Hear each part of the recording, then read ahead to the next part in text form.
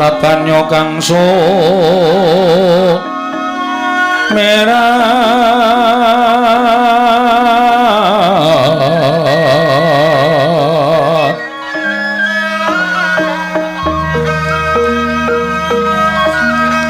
kenyaring tejo lewaran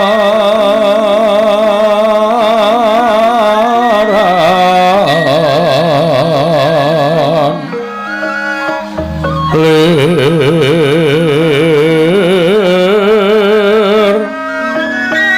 ki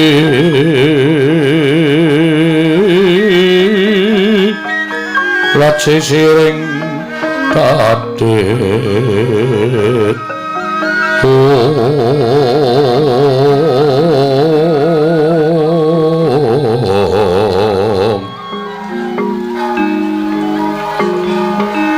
wimbo kekondo mrek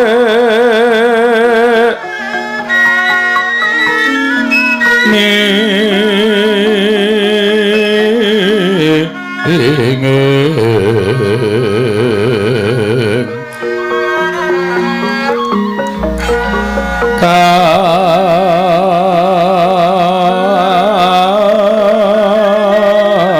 katiuping maruta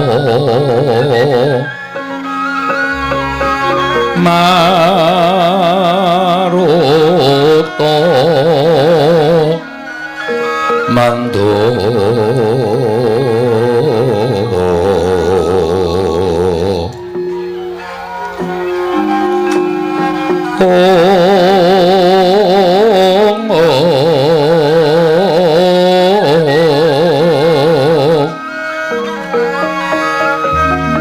saparan mangambar kongas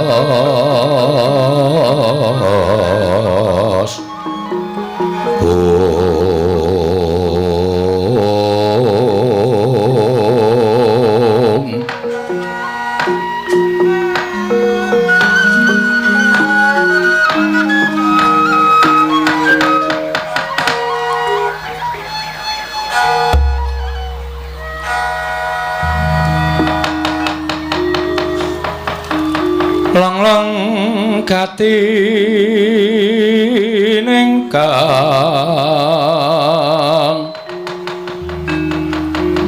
awan sapa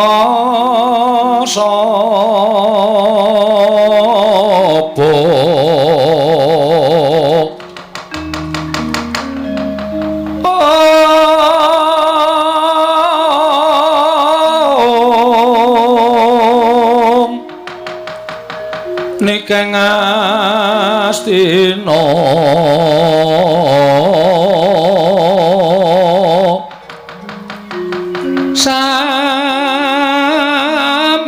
samantara tekeng tegal kurunarya ya Kresna laku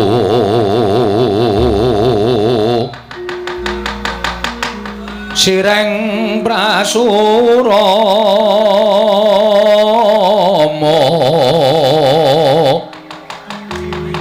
miangkan wacanaka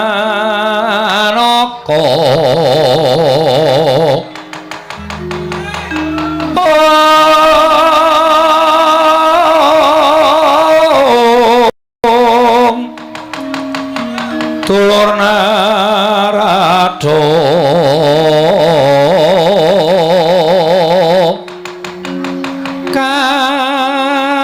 kapangya tekalwi klure melu karya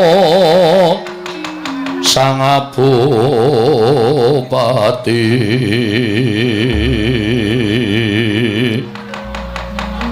sang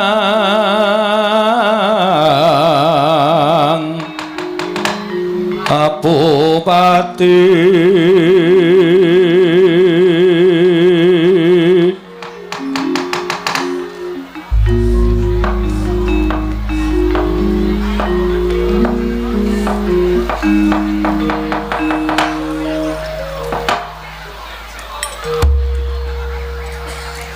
Pangestu manik jagat raja dewaku paman Haryo Sengguni ayo ndadekake kagiat pekenirasi paman marira wiji wonten ngajengan manira paman Patih Haryo Sengguni kawula nun nggih anak Prabu sakalangkung Gorawalan panampinipun ing ngabdi kepatihan sareng kula tampi timbalanipun Paduka anak Prabu ing Ngastina wonten ing Jawi sanget kuwatos sing manah pindharon salomba pinanjering alun-alun kumitira caruk maras nanging sareng wonten ngarsa Paduka tebih saking raos kemarasan nggir anak Prabu keparenging bapa cumadung dawuh paman Loso Jenar nggih kadiparan hangresi paman ingsun percaya minangka dadi badal wakil ingsun maranata tata rakiting negari Ngastina paman Patih Haryo Sengguni menawi Paduka ndangu bab tata rakiting praja sadaya boten badhe anguci wani para kawula sami sayek seka kapti akari luguring nusa bangsa tuwi negari Ngastina medhaipun para abdi prajurit boten kendhat anginipun sami gegladhen olah kridanang aprang sawanci-wanci praja Paduka katemping parang muka boten badhe anggep kunca Paduka anak Prabu ing bapa ing kepatihan remuk kasawurna putung sumangga kabandhem nonggir kawula nun paman Loso Jenar ndadosaken bombong raos sing manahipun ingkang putra Ngastina ora liwat pakaryaning utama tindakna selawase lan kaprayogakna anggenira lenggah matening Datraya negari Ngastina paman Patih Haryo Sengguni kawula nun nggih anak Prabu kasinggihan sabda pangandika Paduka sampun boten kirang prayogi namung drenan sak sampunipun kepareng kula ngaturaken sembah sumungkeming pangabektinipun ing ngabdi kepatihan kunjuk sandhap pepodo Paduka anak Prabu ing Ngastina sampun kula tampi dawuh sami-sami paman Loso Jenar bapa Penemban Durna sarawuh Paduka bapa Penemban katuran karaharjan rawuh ngandika wonten Datraya negari Ngastina bapa Penemban Durna Astakus wala sila berdobok suwalu gimbal sumorante hawela kula nuwun inggih nggih tansah pinanganing kawidadan niring sambi kula sawanipun ing bapa ing Sukalima mangga widada sawan kula Niskala Durga Mendhak Kala Sirna namung kemareng kula ngaturaken pudya pangastawanipun ing bapa kunjuk ngersa Paduka anak Prabu Ngastina anak Prabu Duryudana sampun lho tampi karya bombong raos sing manah mboten langkung kasengecatno anggen jengandika lenggah bapa Pramanduna kula naknan sampun mboten kirang prayogi pisawanipun ing bapa ing Sukalima dinten sak mangke menika nggih Kakang Prabu Karna ing Ngawangga kula suwun kaprayogakna anggen jengandika lenggah kawula nun Yayi sampun mboten kirang prayogi pisawanipun ing Raka ing Ngawangga namung derenan sak sampunipun kepareng kula ngaturaken salam taklimipun ing Raka kunjuk ngersa Paduka Yai Prabu kadang kula ing Ngastina Yai Prabu Duryudana kula tampi karya bombong raos sing manah mboten langkung kasengecatno anggen jengandika lenggah Kakang Prabu Karna ing Ngawangga kawula nun Yai sampun mboten kirang prayogi pisawanipun ing Raka ing Ngawangga apa dene sira Dimas Kartomarma prayogakna nggon siadi ngadhep ngarsanipun Kakang Yai Dimas Kartomarma lho diweji sampun boten kirang prayogi pisawanipun ingkang abdipun Kartomarma namung derenan sak sampunipun kepareng kula ngaturaken sembah sumangkeming pangabektinipun ingkang rayi kunjuk sandhap pada Paduka Kanjeng Koko Prabu jimat sembahan kula Koko Prabu pengayoman kula Kartomarma ingsun nampa ora liwat pangestu ingsun tampanana lan tatanan Prawadyabala Nayaka lan Punggawa ingkang padha gantung sebo jeneng Manirana diambabarake wigatining pasewakan. Lho. Menapa sampun Paduka dawuhaken badhe kula candhingga jimat Koko Prabu sembahan kula. Paman Loso Jenar. Wonten timbalaning ngadawu nggih, Bawaduna. Wonten timbalaning ngadawu nggih, Kakang Prabu Karna ing Ngawangga. Sewu-sewu kalapatanipun ingkang putra Tadah Wadana. Dene dinten sak mangke kula wantun ngawontenaken pasewakan ingkang bene kalaradat ingkang sampun ngrawuhaken para sepuh wonten ing madyaning Datulaya titik lenggan sak mangke menika. Saderengipun ingkang putra mbabaraken wigatining pasewakan boten lega raos sing manahipun ingkang putra ing Ngastina pun Duryudana menawi dereng wonten wiyosing pangandika Bapa Durna Paman Harya duwen Kakang Prabu Karna ngawangga keparenga paring samudra pangaksami dhateng ingkang putra anggenipun kula kumalancang jumalen hambuyungi dhateng rawuh handika sami Paman Bapa Durna duwen Kakang Prabu Karna ngawangga nyawa-nyawa jimat kula nggih sesembahan kula wonten ing Madyapada prapteng delahan inggih namung paduka ingkang paring panggesangan dhateng ing bapa ing kepatihan mila sampun ngantos paduka paring pangandikan ing kados mekaten sampun dados kewajibanipun ingkang bapa ing kepatihan tansah mastuti dhateng sabda tama paduka anak Prabu mila sampun ngantos katimbalan ing wanci rina nadyan ing wanci ratri ingkang paman boten badhe suwala tartemtu tansah ngestu padha dawuh paduka anak Prabu ing Ngastina ing mekaten nggih radi kagiat sotaning manah ingkang bapa ing kepatihan dene paduka ngawontenaken pasewakan ingkang beneh kaladat ingkang sampun menapa badhe wonten bab ing rirembag madyaning pasewakan upami mekaten daya-daya ingkang bapa ing kepatihan cumadong dawuh pangendika paduka anak Prabu ing Ngastina nggih anak Prabu Duryudana semanten ugi ingkang bapa ing Sukalima nggih ngantos kadi kula gelak lampah kula daya-daya prapteng datul negari Ngastina mboten wonten ing gumana musik salebeting manahipun ingkang bapa kejawi enggal kula nampi sabda tama paduka anak Prabu Ngastina wonten wigatos menapa dene paduka ngawontenaken pasewakan ingkang beneh kaladat ingkang sampun menawi kepareng kawedharing kathah tumunten ngababarna nanging menawi wadi tumraping kadang sentana miwah wadyabala sumangga kula dherekaken manjing salebeting kedaton pepanggihan catur netra ingkang bapa ing Sukalima ingkang bapa nedya nganglungaken jangga nilingaken Karna mastuti sabda tama paduka anak Prabu Ngastina nggih anak Prabu Duryudana yayi mboten benten ngatur pangandhanipun Paman Arya tuwin Bapa Durna mboten wonten ingkang kula antu-antu namung sabda tama paduka Yayi Prabu badhe wonten pirembagan menapa madyaning Datulaya keparenga kula cumadong dawuh midhangetaken ingkang tetela sabda pangandika paduka Yayi Prabu Ngastina Yayi Prabu Duryudana long rambyang ninggang driya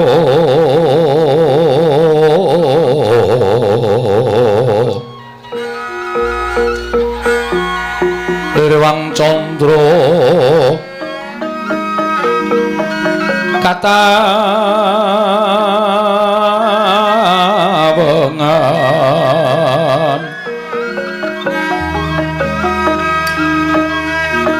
somo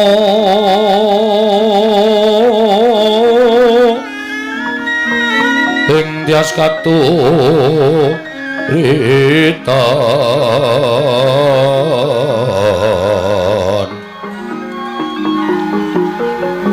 limut kabyataning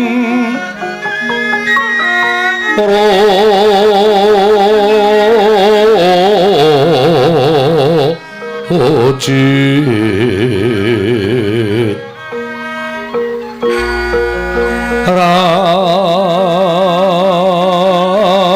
ram remendri yama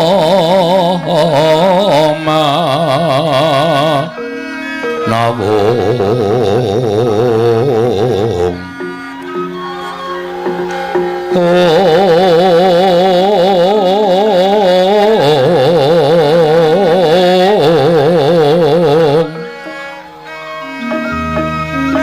kagunging wang wisesa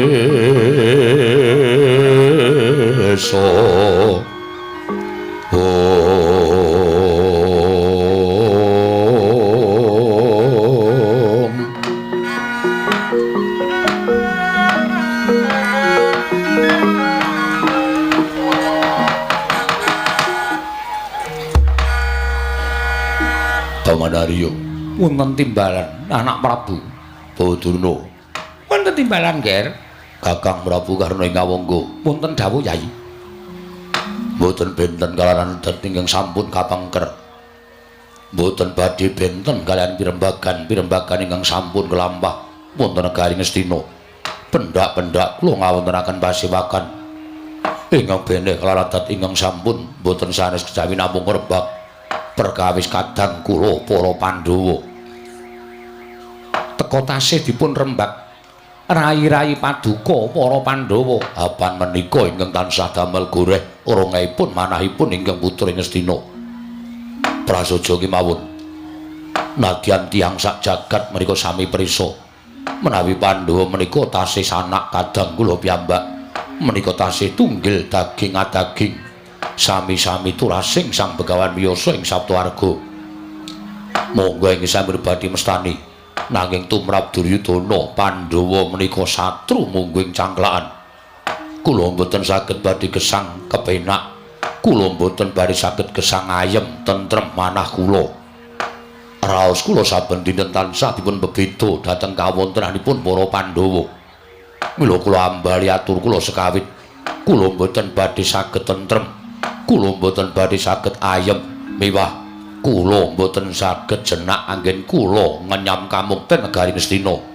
menawi Pandhawa tasih gesang wonten ing alam padang menawi Pandhawa tasih cetha pocapanipun tasih cetha penyawangipun tumrap ing jagat menika mboten aneh menawi pendak dinten kula tansah ngajab kados pundi sirnanipun para Pandhawa paman prisa piyambak menawi Pandhawa tasih gesang tan wurunga Pandhawa badhe ngucik ke Prabu Negari Ngastina menawi ngantos Pandhawa menika ngucik dhateng ke Prabu Negari Ngastina tan wurunga Ngastina badhe wangsul dhateng pangawaosipun para Pandhawa upamiya mekaten upamiya kelampah mekaten ingkang badhe kababar lajeng kula sak kadang sak mangke kados pundi kawontenanipun Nalindra Ngastina sak kadang kadeyan sata Kurawa 100 cacahipun namung badhe gesang ramyang wonten ing jagat raya mila saking menika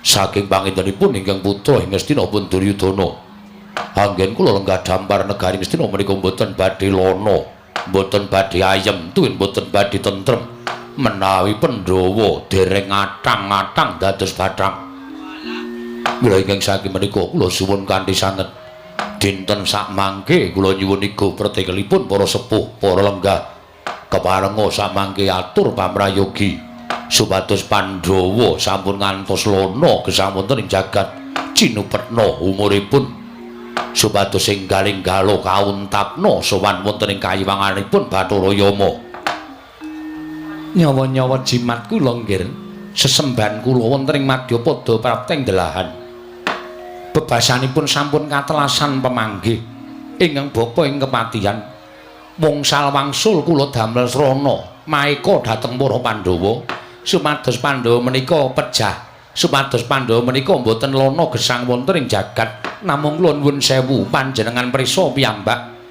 wungsal wangsul srana karti sampe keng kula tindakaken ugi cabar gagar wigar tanantu karya malah saking pangintenipun ingkang bapa ing kepatihan kula menika nggumun setahun jenggeleng serendeng ing atasipun Pandhawa menika sami-sami titahing Ubatara panjenenganipun anak Prabu Sakurawa menika ugi titahing Gusti Pandhawa menika ugi titahing ingkang akarya jagat nanging sabab menapa gesangipun wonten ing Madyapada teka bentenipun bebasan bumi kaliyan langit Pandhawa menika dipun jangka kacintrananganipun boten nate kelampahan langkung-langkung dipun jangka pejahipun malah wungsal wangsul kelampah pendak-pendak Pandhawa dipun jangka pejahipun boten pikantuk margi supados Pandhawa menika saged sirna nanging malah wungsal wangsul pikantuk kanugrahan lho menika lho nggih kula nuwun sewu bentenipun Kurawa kaliyan Pandhawa menika ngaten menika bila ingkang saking menika nggih Blakasuta blakutang terus terang menawi ingkang bapa ing kepatihan dipun dangu supados damel karti sampeka prasaja kemawon kula sampun ketelasan ngakal kula sampun ketelasan pemanggih ewadene sak mangke menawi paduka badhe andangu sesepuh negari Ngastina supados damel pejahipun para Pandhawa menika menawi paduka dangu ingkang bapa ing kepatihan menika lepatipun kados pundi nyatanipun kula menika dereng nate sarawung kaliyan para Pandhawa wiwit Kurawa alit Pandhawa ugi tasih timur ingkang bapa tansah srawung kaliyan para sata Kurawa malah paduka prisa piyambak kula mboten nate matuk kula mboten nate rujuk tuwun kula mboten nate andumbani Kurawa gesang rukun kalian para Pandhawa menika lho nggih. Mila menawi paduka dangu ingkang bapa ing kepatihan kula nuwun sewu dinten menika kula ketelasan ngakal. Sampun boten saged ngulir budi ngasah kadiwasan. Atur pamrayogi kados pundi srana pejahipun para Pandhawa. Namung kula nuwun sewu. Wonten mriki wonten tetiyang ingkang sejatosipun pantes lan trep saged damel pejahipun para Pandhawa amargi piyambakipun menika dados gurunipun para Pandhawa. Kula kinten panjenenganipun sampun ngertos pengapesanipun para Pandhawa sabab tetaunan anggenipun campur kalian para Pandhawa malah kula nuwun sewu mbok menawi sampun saged mangertosi njawi lan lebeting para Pandhawa sinten menika mboten sanes kejawi namung Kakang Prembandurna menawi mila menawi paduka badhe andangu babagan pejahipun para Pandhawa monggo kula aturi ndangu Kakang Prembandurna mbok menawi saged atur waluyan babagan Karti Sampeka pejahipun para Pandhawa ingkang prayogi menika kados pundi Badurna wonten dawuh nggih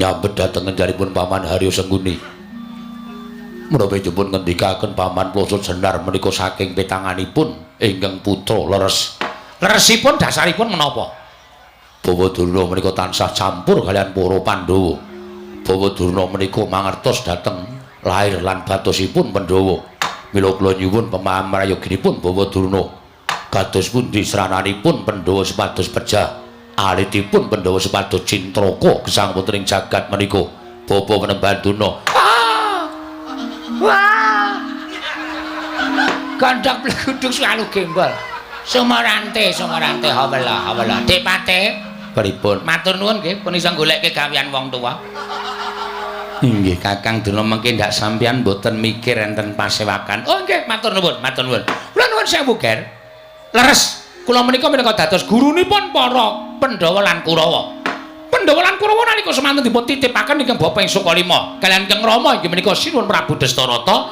supados kula wentah babagan ngelmu jaya kawijayan guna kasantikan bebasan tinatah mendat jinara menter tinumbak bengkung sinuduk putung mila mboten aneh menawi paduka paring dawuh Bapa Durna panjenengan ingkang tansah caket kalian para Pandhawa menika leres nggih jer Pandhawa menika siswa kula menika murid utawa kula menika gurunipun para Pandhawa inggih mila Bapa Durna kedahipun mangertos babagan keringkihanipun para Pandhawa nuwun sewu nggih menawi bab keringkihan menika kula ngertos namung nuwun sewu kula mboten saged ngaturaken dasaripun menapa kula menika guru jarwa dosaipun guru menika saged dipun gugu lan ditiru turta guru menika dados tiyang sepuhipun siswa menawi mapan wonten ing pamulangan mila Pandhawa menika pendak-pendak sowan wonten ing Sukalima tentu kula rengkuh kados dene anak kula piyambak semanten ugi para Sata Kurawa menika menawi wonten ing pamulangan Sukalima ugi kula rengkuh dados dene anak kula piyambak kalih-kalihipun menika mboten kula bentenaken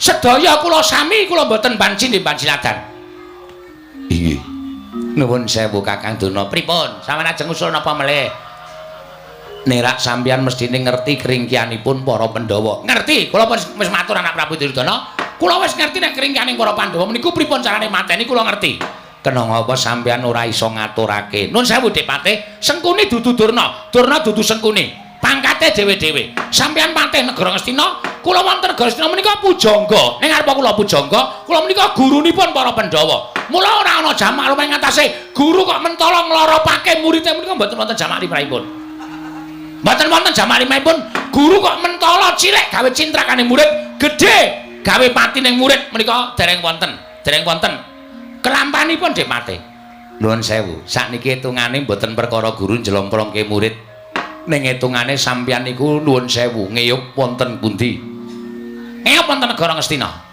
ingkang paring panggesangan sampeyan anak Prabu Duryudana sampeyan iso mukti ngawi bawa Nyakrawati teng Sukalima peparingipun anak Prabu Duryudana sampeyan tau tate disumpah minangka dadi nayaka Ngastina nate tegesipun sampeyan lahir batin mbelani negara Ngastina lho mesti kemawon kenging menapa sampeyan ora kersa ngaturake bab patining para Pandhawa tegese sampeyan ora netepi marang sumpah prasetyaning nayaka Ngastina mangke riyen nek perkara sumpah prasetyanipun ingkang ingkang Raka ing pun Begawan Durna menika kula netepi Depate ning nuwun sewu lho menika mboten wonten gandeng cenengipun kalian nayaka jejer kula minangka gurunipun para Pandhawa Mila mbok sampun ngantos dipun campur aduk kudu pisah. Nayaka lan guru menika kedah pisah. Nayaka wonten negari Ngastina, nanging nuwun sewu guru menika kula mapan wonten ing Sukalima minangka dados gurunipun para Pandhawa lan Kurawa. Saniki kula tak takon karo sampeyan, sakniki sampeyan nedeng lenggah wonten pundi? Wonten kursi. Negara Ngastina. Tegesipun sampeyan minangka dapukipun kula Nayaka. Lah Nayaka didangu karo ratu wajibe ngaturake menapa sejatosipun ing Kinaryasrana pemarem penggalipun anak Prabu Ngastina. Kenging menapa sampeyan malah damel cuwanipun anak Prabu Ngastina. Kudune sampeyan iso dadi pemarem. Kula menika guru nak ning Sukalima. Teng mriki rak Nayaka. Nayaka didangu ratu kok ora mblakake sejatine menika teges sampeyan nglencati kewajibane minangka dadi Nayaka. Ora lole-lole. Niki sampeyan kudu matur ora mung cukup dilole-lole. Sampeyan kudu matur. Oh, dalah. Lah kok dadi kalah aku ya.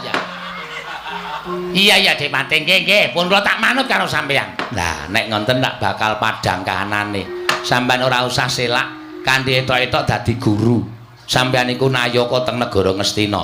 Nek sampeyan ora gelem ngendikake kringyaning para Pandhawa, apa kelakon dijabel le minangka dadi Nayaka. Sampeyan ora diakoni Nayaka Ngastina, Sukalima dijaluk.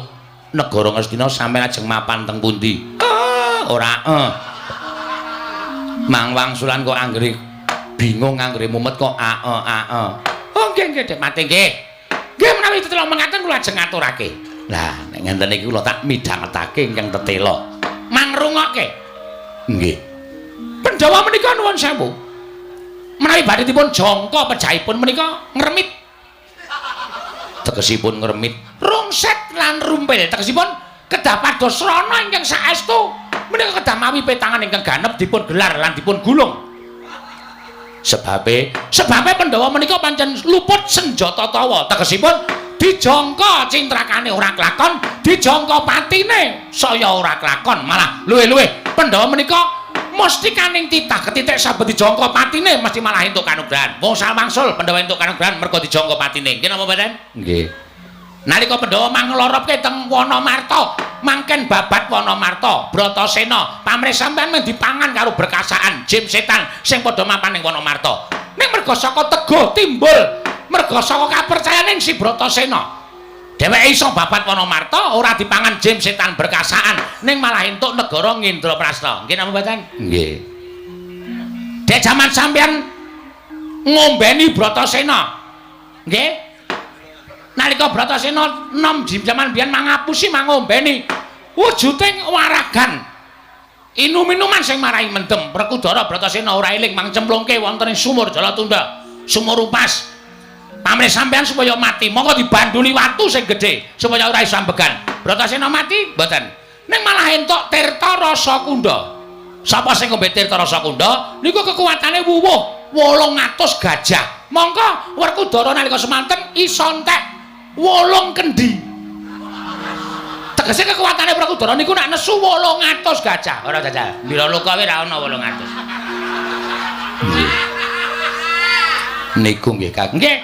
Mula wis dingerteni dening kalayarame. Menawi Pandhawa menika pancen boten saged dipun jangka pejahipun. Nggih Kakang. Ning menawi jenengan kok Adipati harus kene anak Prabu Duryudana menika pasrah kaliyan Mbah Sukalima. Kula menika ibaratipun mejahi para Pandhawa menika angel mijet wae ngranti suwe banyu sinaring.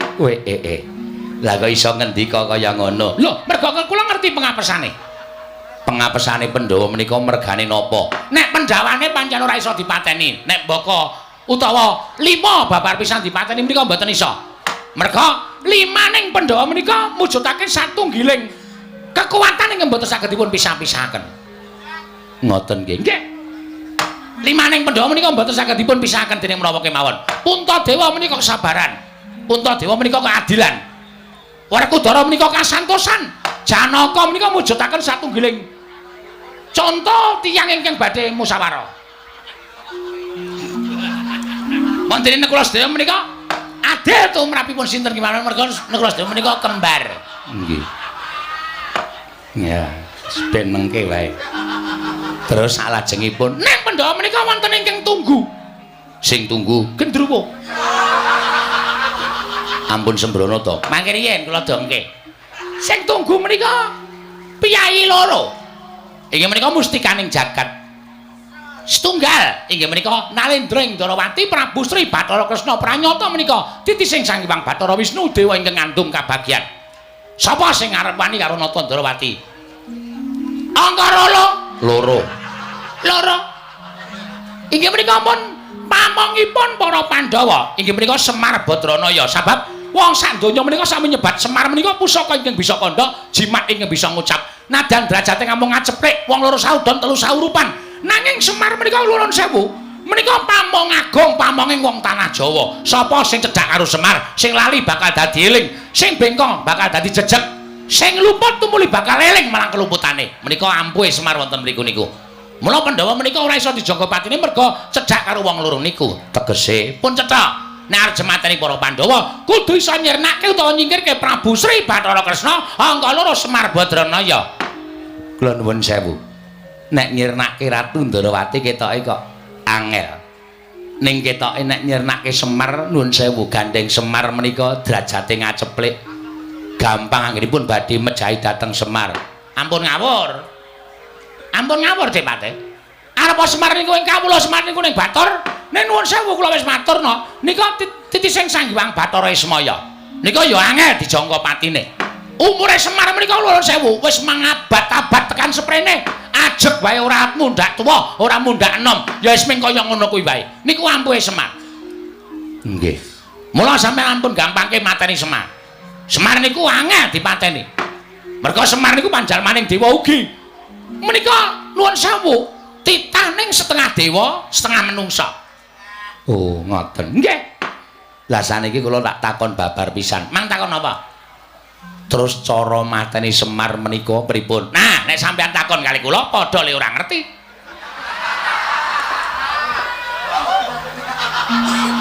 Kula niku takon tenanan. Kula ya wangsulan tenanan. Pripun carane? Nun sewu Depatene sampeyan mang takon piye to carane materi Semar? Mbok modar. Saestu kula mboten ngertos pripun carane materi Semar. Semar menika arep dijangka materi cara piye? Semar dimingi-mingi Brajabrana, Brana Picis. Semar menika ora sulap karo Rajabrana. Semar arep dimingi derajat pangkat negara Ngastina, tumuli tekan Ngastina dipateni. Semar menika mboten bereng kalian derajat pangkat. Semar menika wonge uripe apa anane? Ora bereng karo Brondodonya, ora dereng karo derajat pangkat. Mulane arep ngapusi Semar niku wis kentekan akal. Ngoten nggih Kakang Dura. Nggih. Lah terus pripun iki kok ming mandeg tekan sementen. Mateni Semar niku carane pripun? Mandeg riyin. Kalih mikir. Oh.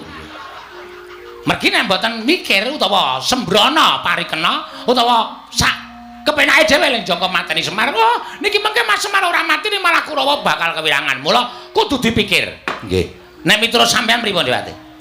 Nggih, nek miturut kula Semar diboyong teng pundi terus dipateni. Oh, Semar niku ngerti. Sampean teko ajeng mateni Semar niku semest dibedhek karo Semar. Oh, Pate Sengkuni tekan kene kowe arep mateni aku, modar kowe. Kowe arep ngapusi karo aku arep tak boyong nang alas, arep tak pateni. Semar niku iso maca batine wong. Oh, ngoten nggih. Nggih. Wis kawuhan pokoke. Terus apike nek cara sampeyan, nek cara kula nek manut kula, dinengke mawon, so nek tuwa ora mati dhewe. Sampeyan niku ora dindemi. Ah, Semar niku mboten iso mendem. Ming deleming. Nembange caping gunung. Oh, nggih. Terus carane kira-kira pripun? Ah, niki kula gadah cara. Carane pripun? Aja dijujuk Semare. Sing Semare sapa? Aja dijujuk Ismayane. Oh. Aja diduduk. Diduduk. Karang ya wis tuwa niku wis wiwit celat. Mula sadar diri. Tuwa jenjilan rasane. Nggih. Pun mboten satekan rika-rika riyin. Niki dirembug sik mateni Semar. Ngaten nggih, Pak. Carane mateni Semar niku kudu dilelongga atine. dilelonggo carane digawe ngenes atine. Digawe ngenes carane upamane Semar niku sapa sing ditresnani? Sing ditresnani Semar sapa? Sing ditresnani Semar niku sinten? Mangke tumuli wong sing ditresnani Semar menika mangke tumuli dipun pejahi utawa digawe lara. Mangke nek Semar krungu wong sing ditresnani menika lara, atine terus ngenes. Wong ngenes niku nuwun sewu, parane teng pundi? Kejaba ping ngrasake lara. Lara ati niku ngungkuli lara napa kemawon. Nek wis lara ati, tumuli saya ngenes, saya ringkeh. Semar mati ning ya ora deksek lho. Kudu ngenteni, merga niku dilelonggo atine. Oh, carane anake Semar dipateni. Gareng Petruk Bagong dipateni. Sinten sing kira-kira iso mateni Gareng Petruk Bagong? Wong Kurawa we nek perang karo Petruk we mesti kalah kok kon mateni Gareng Petruk Bagong. Wong telu nika isih blereng dhateng kadonyan, isih blereng dhateng kanikmataning Brana Picis. Mula Gareng dimingi-mingi dhuwit sing akeh. Gareng dijak teng negara Ngastina, diwenehi dhuwit sak peti. Gaweke omah, goleke bojo sing ayu. Mengko nek Gareng nglena pateni. Oh, ngoten. Ning Gareng niku nuwun sewu, tuwa dhewe. Nika niku malah sok kandan-kandan kalih Petruk karo Bagong. Ngelmu sing diturunke ke saka Semar kalih anak-anake niku teng Gareng paling akeh. Lupute Gareng Petruk. Petruk, nggih. Kurawa nek perang karo Petruk we kalah kok. Dimingi-mingi dhuwit Raja Brana. Petruk nek gelem dhuwit Raja Brana mesti wis biyen-biyen Petruk niku wis dadi sugih. Tur Petruk ya wis tau tate dadi ratu. Dadi ora tau kok. Ora bakal Petruk blereng kalih Raja Brana. Sing pungkasan menika sing kudu dipateni Bagong. Bagong dipateni menika kathah sing padha sedhih. Oh, ngoten nggih. Merga kae do seneng kalih Bagong. Mula Bagong dipateni. Lah nek Bagong niku bocah ndugal kewarisan seorang nganggo petung. Ning kira-kira sapa sing saguh mateni Panakawan Bagong supaya Semar susah. Sawise Semar susah mengko tumli Semar lara, sawise lara tekaning pati terus gampang mateni para Pandhawa. Nah, perkara mateni Bagong menika kula nuwun sewu, kula lepas tangan. Kula mboten tumut-tumut, kula namung nudahaken caranipun kemawon. Sinten ing badhe rumandang karya? Mbok menawi Senopati Negaring Astina, anak Prabu Karna Basusun ingkang sagah mejahi dhateng pun Bagong. Kula nuwun sewu Bapak Mban. Mboten ketang sekedhik kula menika tau tate dipun mong kalian Bagong, dipun kudang kalian Bagong. Mila menawi kula kedah nyumurupi muncrating marus saking dadanipun Panakawan Bagong, kula nuwun pangapunten.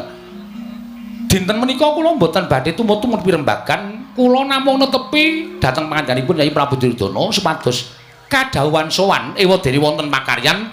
Kula nyuwun pangapunten, dinten samangke kula mboten nampi pakaryan menapa-menapa. Aduh. Pripun nggih, Pak? Lah nggih monggo pripun? Dipun aturaken anak Prabu Duryudana kemawon sinten ingkang kapatah supados damel srana pejahipun Panakawan. Dos pundi, Ger? Buduna. Wonten dawuh. Gandeng Bapak Durna ingkang saged ngendikaken kasembadan lan botenipun inggih saking Bapak Durna. Mudaroran. Tegesipun jengandika Bapak Durna ing kedah damel srana pejahipun Panakawan. Oh, lole. Mesti arep masuk angin, mboten. Mboten Depate mboten. Mekaten kintenipun anak Prabu Duryudana. Nggih, kasinggihan mekaten nggih. Nggih. Kula sagahi, kula sagahi. Menawi ngantos samangke gagar wigarten antuk karya, menawi dapaken kepaduka sampiraken dhateng Bapak Sukalima. Oh, sampun sinengga kula menika lair batin anggenipun jejekaken kalenggan paduka anak Prabu Ngastina, Ger. Anak Prabu Duryudana. Sigra-sigra yen permana kanca. Sigra rakin awang sesangka.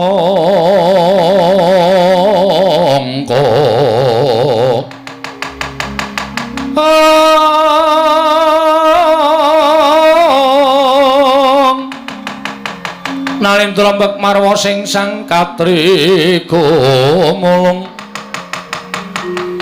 mulung mangrempak ing wadya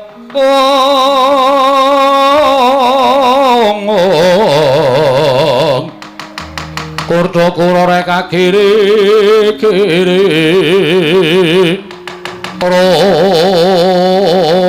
nanggana magawe glari rawang-wang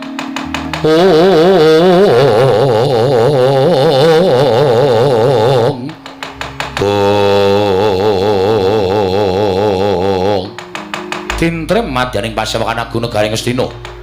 Nalika semanten samya midhangetaken pangandikanipun Brahmana ing Sukalima Pandhita Durna. Nadyan kathah ingkang samya anglimbang-limbang jroning wardaya, apa isa Sang Begawan Durna mejahi sangya para panakawan. Parandene mangke datan wantun ingkang kawiyosing pangandikan sedaya mung kendel. Datan mubah, datan musik. Nadyan nalindring Ngastina Prabu Duryudana ugi datan mubah, datan musik. Nglenggahi kanyut nunggu wardu kanyut udan ganten wadu jarang waca.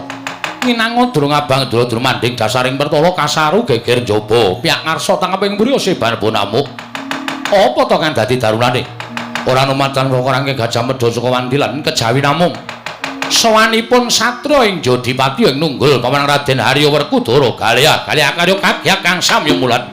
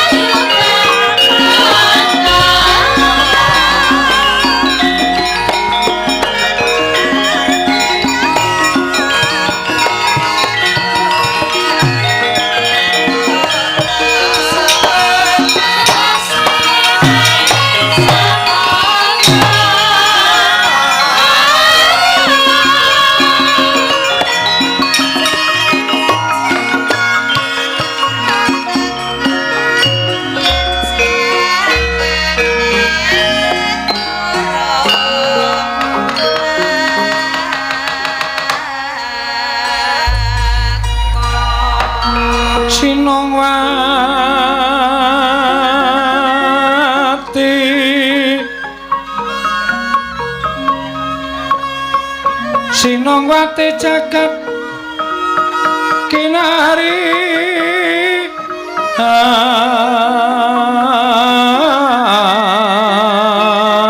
among mbak lumembak ombak ing samudra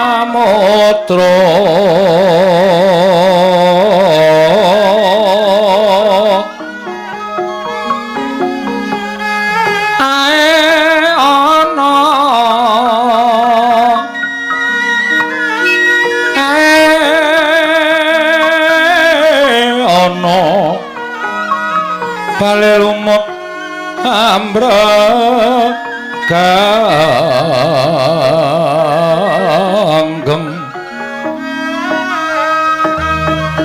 Cerita denceng-dencengan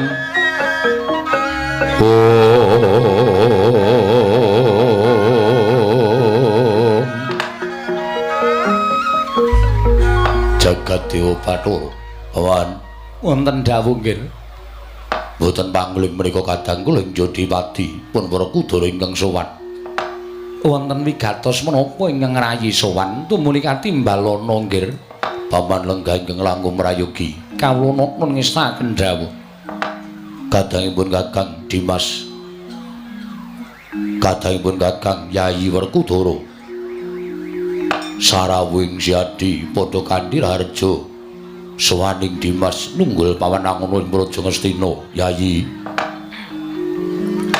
wah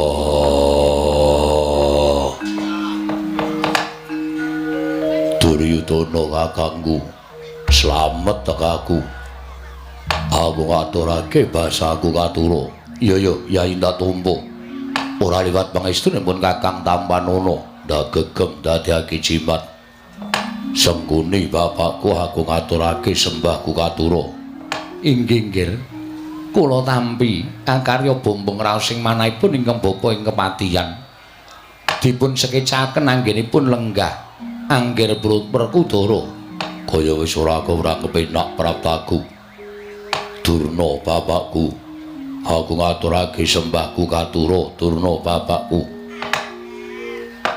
Werkudara ngger bocah bagus anakku wong gagah anakku wong jlonet anakku wong sentosa Werkudara tak tampa kowe ngabekti karo wong tuwa ya nang ya Lik ya ngger iya pangestune Bapak Tampanana ya Werkudara iya ndak gegem dadekake jimat syukur sapa ingkang nderekake sowan wonten negara Ngastina aku mung ijen wae cah kendel kowe panjenengan lungane ndi ra tau nggawa kanca dhewe saiki ya iya pancen ngono oke biaya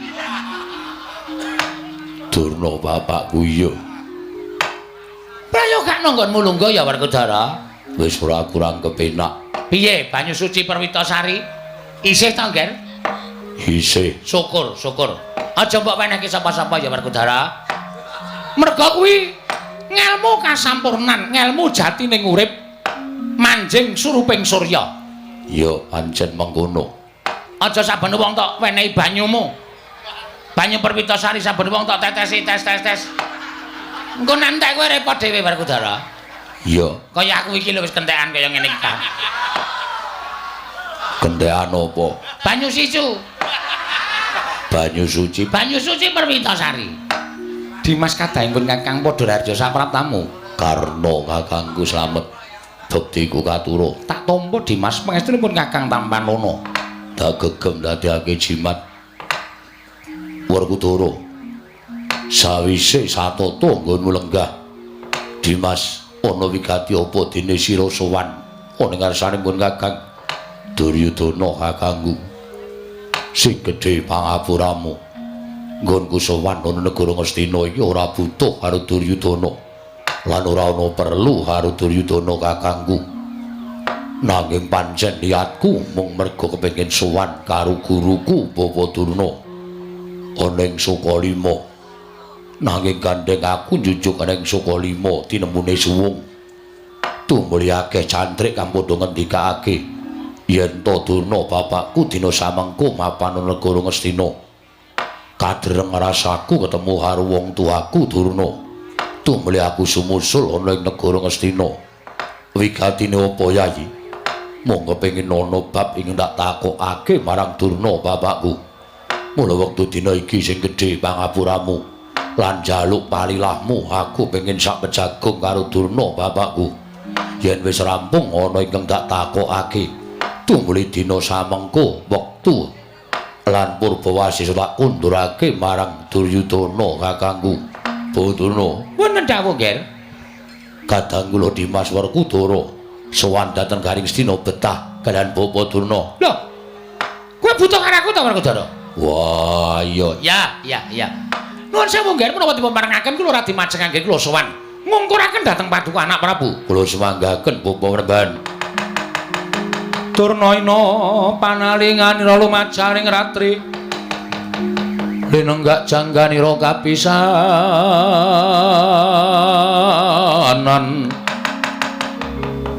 aneng prang Bratayuda ing lole kena selalu gimbal manyar-manyar duk ning Dunggul Wana dadi alas dadi wana. Werkudara Durna bapak kuwi. Ana apa, Nger? Ana apa? Lah kok kadingalem temen? Dene kowe suwan kepengin ketemu karo bapakmu Begawan Durna. Monggo miturut pitunganku wis ana tetaunan nggonmu ora suwan ana ning Sukalima. Ora kaya den nalika kowe mbutuh aku ngelmu ning Begawan Durna. Ngelmu apa-apa to jaluk? Ngelmu guna kasantikan, ngelmu pengasihan asmara, ndana asmara tantra kabeh. Mbok kukup entek. Tumuli sawise kowe ngentekke ngelmu ning Begawan Durna kowe ora tau sowan ing pungkasan kowe njaluk banyu suci Perwitasari tak paringi. Bubar kuwi kok ora nate sowan ning Sukalima, tumuli dina iki kowe sowan butuhake Begawan Durna. Kowe butuh apa Werkudara? Butuh sulapan. Heeh. Kertas iso dadi dhuwit. Wah, aja kuwatir, aku bisa. Apa kowe butuh aji supaya iso ketrima uripmu? Dudu sing tak butuhake. Tumrap Werkudara ketrima karo ora perkara menungsane sing menehi nanging mergo nggonku manembah marang panguwasaning Gusti. Bener. Lah banjur apa sing tak butuhake? Aku butuh takon karo Durna bapakku. Lho. Takon apa Werkudara? Takon apa? Apa takon babakan ilmu? Apa takon sastra? Cetha tanpa tulis. Mengko aku yang bakal maca sastra cetha tanpa tulis. Kuwi ana Werkudara. Kuwi yo ngelmu sing dhuwur, ngelmu sing pancen ora ana tandinge. Dudu kuwi. Lah kowe arep takon apa? Puntadewa kakangku dina iki sedih. Lho. Sedih kenang apa? Merga wis watara ana 3 sasi iki. Bojone Puntadewa kakangku Mbak Yu Drupadi ilang. Koseta. Prameswari negara Ngamarta Dewara Drupadi ilang. Ya pancen bener mengkono. Oh, lole. Lah apa ora ngrawuhake para Brahmana winasih sewa sugata menyang para nimpuna supaya goleki menyang endi dununge Dewara Drupadi. Kabeh wis tak rawuhake ning ora ana sing iso ngandhakake. Tumuli aku kelingan yen aku duwe guru sing banget tak junjung derajate. Pendhita sing kondhang monyor-monyor. Ya kuwi Bapa Mremban Durna, mula sowanku aku pengen takon karo kowe. Takon bab apa? Wara Drupadi Mbak Yu kuwi menyang endi? Yen kowe iso ngandhakake tak anggap kowe guruku tenan. Yen ora iso ngandhakake, wah aku isin duwe guru kaya kowe. Oh, lole kenthos walu gembol manyar-manyar duk ning Dunggul Wana dadi asras dadi wana. Werkudara iki bab sing ora enteng lho Werkudara. Iki ora bab sing baen-baen. Ning iki ngembet marang kararjaning anak Prabu Puntadewa merga ngene. Seka paningalipun bapakmu ing Sukalima, paningal batinku wis gawang-gawang ana padoning netra ning nganti Wara Drupadi ora ketemu. Ora nganti gantaran wektu setahun, kakangmu Puntadewa bakal tilar donya, Nger. Wah. Aja ngedeg-degi atiku. Ora, kuwi tenanan. Aku ora gawe-gawe. Kakangmu Puntadewa bakal seda. Merga kelangan garwane sing ditresnani ya kuwi Wara Drupadi. Mula wektu dina iki kudu digoleki. Mula kowe kandha Mbak Yu ku endi lak golekane? Werkudara? Nggih. Aku njaluk wektu ora kitang nulung-tulung kedheping netra. Aku tak nglakoni semedi sedhela ya, Nger. Wah, arep nglakoni semedi. Ya, Menyang endi papanmu ngono bakal semedi? ora tekan kono-kono, neng kene wae. Durna kuwi sak ciptane dadi sak sediane ana sing tak karepake iso kasembatan. Mergo aku pendhita ora mbiyeh-mbiyeh. Ya. Dudu pendhita ming cepete. Ya. Mula aku semedi nang ndi wae mesti kelakon penjangkaku. Wah, kaki semedi ya. Tunggunan sawetara Werkudara. Ora usah ditunggu ning ruang tunggu ning kene wae Werkudara. Ya. Tunggunan telung kedheping netra ora nganti aku iso ngandhakake Mbak Yumu Wara Drupadi menyang endi.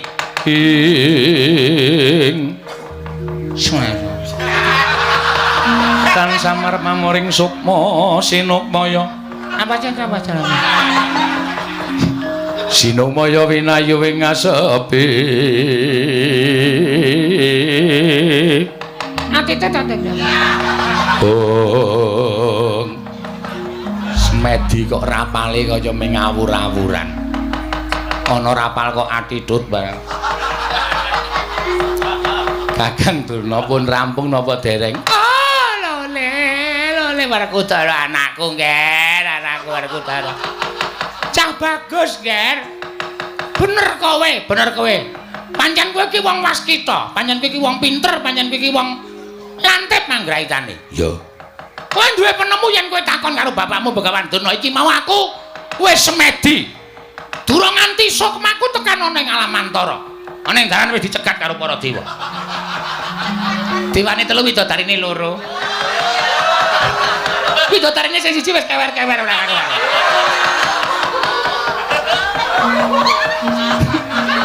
Wah, iya. Ora widodari kok kewer-kewer iki widodarine. Saman mawon Dewate. Nggih. Mboten sampe melu-melu. Nggih. Dewa mau menehi sasmita karo aku Werkudara. Iya. Wis tak tampa sasmita mau kanthi terwaca. Iya. Mbakyumu Waradropati isih urip ora tekaning pati. Wah. Ning jebul nalika semana dewa kuwi menehi gambaran.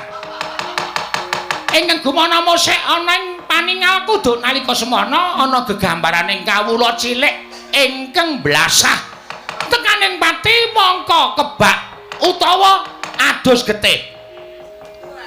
Wah, gambaraning kawula cilik ingkang padha blasah adus getih. Tegese piye? Tegese pancen ketemune Mbakyumu Waradropati iki kudu nganggo ditumbali wujuding kawula cilik. Wonten ingkang kudu gawe tumbal kowe Werkudara. Kondo. Pirang wong sing kudu tak pateni. Tinimbangane aku kelangan karo mbarep kakangku ora ana setahun wis bakal tekaning pati. Aulung aku sagu gawe banten kawula. Dadi sarana baline mbakyuku Waradropati. Kowe sago? Ya sagu. Lahir batin? Lahir batin. Ora ngapusi? Ora.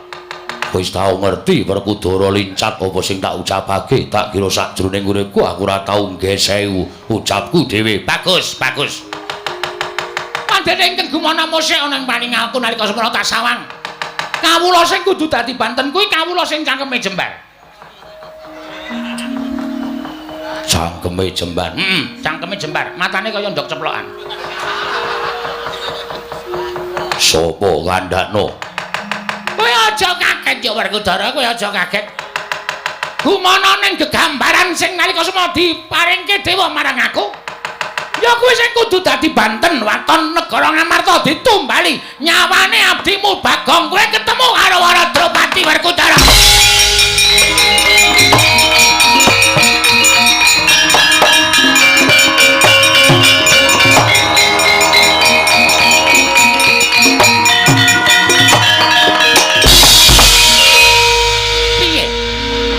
Werkudara lah kok dadi njur mak prepet. Kowe katon ciput Pucet. Piye apa kira-kira kowe rada ora gelem mateni Bagong? Kena ngopo udu Bagong? Bagong ipono kawanku, aku tau-taute digula wenthah karo Bagong wiwit jabang nganti celaprang. Wiwit kuncung nganti gelung. Wah, aku ora iso nglakoni. Ya wis, ora apa-apa, wong kabeh mau ming pilihan. Kowe iso nglakoni apa ora? Nek kowe iso nglakoni mbakyumu bali, nek kowe ora iso nglakoni ya wis ora dadi ngopo, ora dadi ngopo. Tegese mbakyumu Waradropati ora bakal bali lan kowe negakake patine kakangmu dhewe Nalendra Ngamarta Prabu Puntadewa. Ngono ta kowe? Wah, aku ora bakal mentolo nyawangku handane kunarpane kakangku. Mbarep Puntadewa. Nek kowe ora mentala kowe mangkat to Bagong pateni.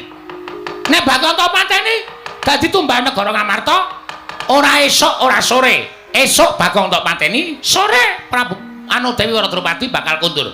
Sore Bagong to pateni, esuk Waradropati bakal kundur. Nek nganti mrucut omongane bapakmu Begawan Durna. Kowe aja ngaku wong tuwa karo Begawan Durna. Wah, dipetung, aja nganti klerak-kleru. Aku ora kok ngojo-ojoki barang sing elek, ning dipetung nganggo nalar sing ganep. Abot endi? Apa kowe abot Bagong, apa kowe abot anak Prabu Puntadewa? Wis ngono wae. Nek kowe ora kuat mateni Bagong ya wis ora apa-apa. Mbak Yu ora bali, anak Prabu Puntadewa bakal mati sadurunge setahun iki. Nek kowe tegel mateni Bagong, Mbak Yumu bakal bali Pandhawa jangkep 5, cacahe ora ana ingkang cicir, ora ana ingkang gotang. Pandhawa tetep 5. Kakangmu Prabu Darma Kusuma tetep sumandhing kelawan Dewi Waradrupati. Wis kuwi wae hitungane. Duryudana piye, Yayi? Yen tumrapun Kakang abot sedulur tinimbane batur. Batur isih akeh. Yen perlu mengko Semar supaya golek anak meneh. Tumrap aku ora bakal kangelan. Kula nuwun sewu lho, Raden, namung Bagong kemawon kok dipun eman. Wong Bagong menika tiyang ndunggal kewarisan, wong sak kepenake dhewe kok dieman menawi cara kula mboten mathuk.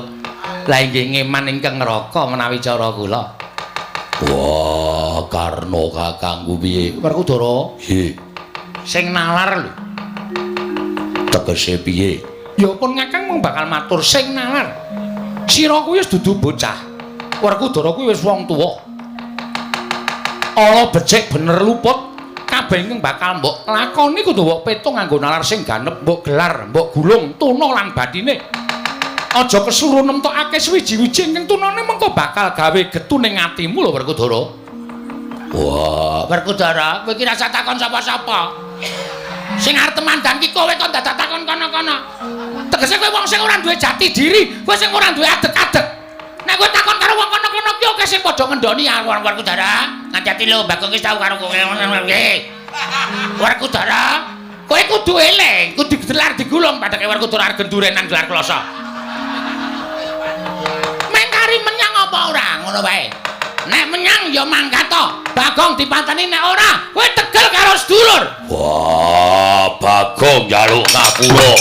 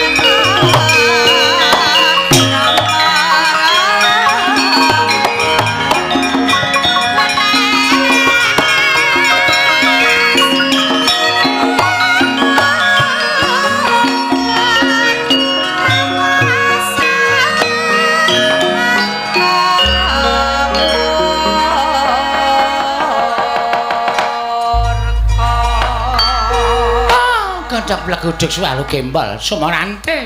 Dipate, pripun? Sampeyan percaya mboten kalih kadidayan kula? Nggih. Wong nek lagi kepengin wong dewane, sak ciptane dadi, sak sedyane ana. Nggih. Werkudara lah kok teko teng negara Ngastina dadi jalaran. Anak Prabu Duryudana kelakon penjangkane gawe sirnaning para Pandhawa. Niki wau nek cara kula kok malah kula duwe petungan liya. Petungan sampeyan pripun? Mumpung Werkudara tekan Ngastina, ketapke Kurawa, Werkudara dikeroyok, krocok gaman. Kula tak takon, Werkudara niku musuh Kurawa niku Kurawa 100 Werkudara ijen niku sampluki modar kabeh. Kok sampean ndek penemu kok senengane ngrekasake wong to, Dipati? Mesake Kurawa lho, pendak-pendak jejer Ngastina kon mateni wong, pendak-pendak jejer Ngastina kon gawe cintrakaning wong. Mbok Kurawa niku benda salat. Benda rumangsa nek tumindak elek, tumindak dosa. Oh nggih. Kula niku ngerti tok sumbere niku sampean. Pun sampean mboten sangil melu. Kurawa mboten diketapke nyegat Werkudara. Werkudara niku surat-surate komplit. Kok dadak dicegat niku?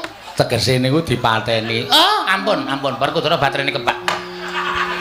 Mboten sak dipateni. Nggih. Pun dijarke mawon. Niki dadi srana Pandhawa tenganing pati. Nggih. Bagong pateni alu Werkudara. Bagong ora bakal silak. Bagong rene yo. Terus didak nyet plorcot.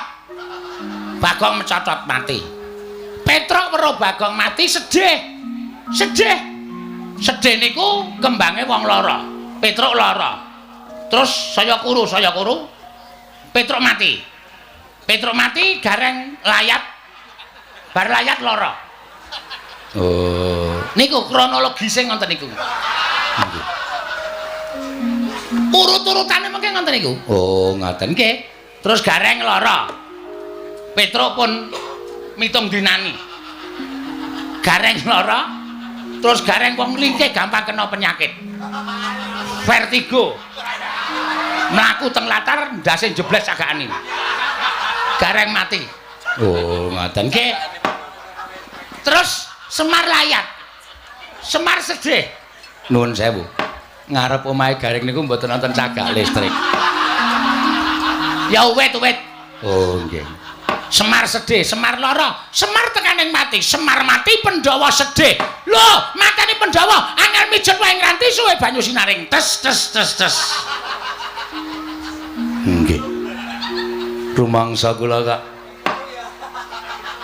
wit gedang woh pakel. Teng pundi niku? Lho kok teng pundi? Omong gampang nglakoni angel. Niku mengke kok ketoke jalure mboten ngonten niku. Lho, sampean liwat pundi? Jalure lelakon niku mboten kaya ngoten niku. Nggih. Ning mang bedhek mawon. Pun niku. Puntadewa weruh Panakawan mati, dheweke terus nglokro oleh dadi ratu. Lengser ke Prabon, dasare kelangan bojo. Wah. Wong kelangan bojo ki ngrekasa. Lho ngrekasa Dropadi ora mulih. Puntadewa kelangan Semar. Lara ping pindho atine Puntadewa, kelangan bojo karo kelangan Semar.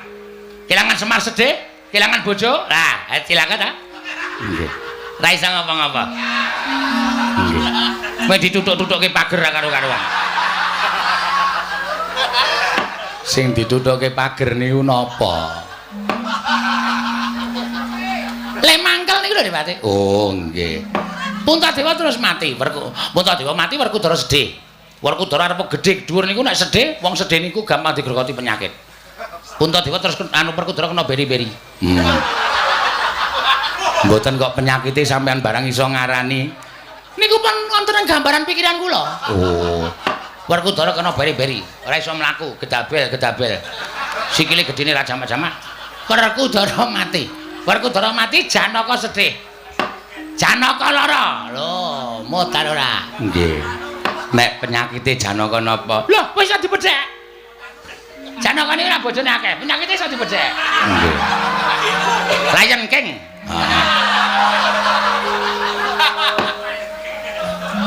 Janaka mati, modar ora ana sing gelem nambani Janaka. Nggih.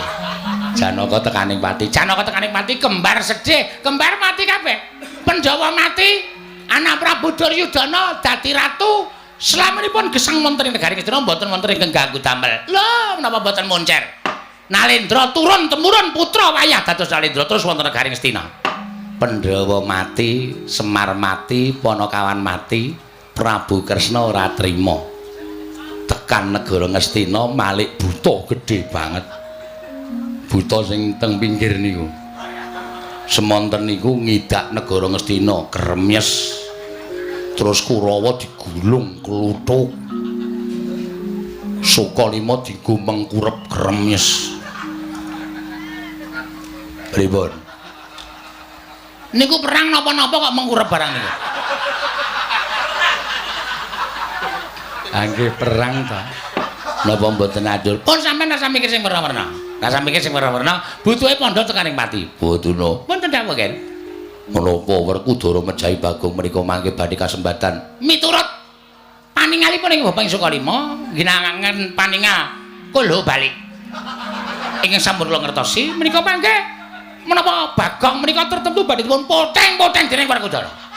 nggih nah ngaten matur sembah nuwun rantamanipun Bawaduna menapa inggih badhe kasempatan mekaten monggo tak dipun titeni Bagong Petruk Gareng Semar Pandhawa sedaya badhe pecah marem raos kula nggih marem